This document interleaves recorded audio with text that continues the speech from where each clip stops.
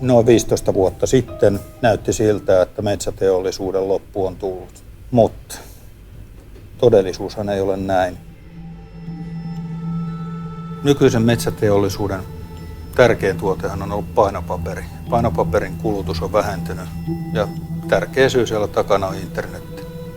Ja se, että ihmiset lukee uutiset muualta kuin sitä paperista. Ja samaan aikaan internet tarkoittaa sitä, että tarvitaan lisää pakkausmateriaaleja.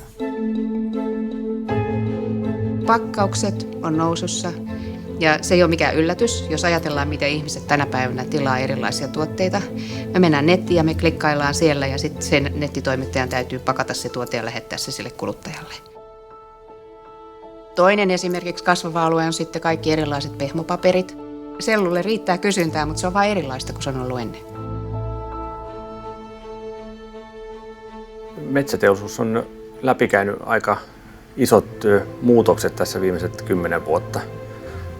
Ja kukin yritys on omalla tahollaan yrittänyt löytää takaisin kasvun polulle. Kun sanotaan sana selluloosa, niin puhutaan paperista, puhutaan kartongista, puhutaan pakkausmateriaaleista, tämän tyyppisistä asioista.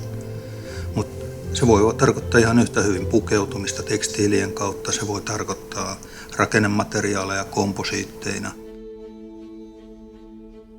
Eli sellaisia tuotteita, joiden lisäarvo on 2-3, jopa 5-kertainen siihen nähden, mikä tämänhetkinen normaali keskiarvo tuotteen hinta on. Eli sulla on erittäin korkea kilohinta, vaikka ollaan lääketieteellisen puolella, se voi olla miljoonia euroja kilo.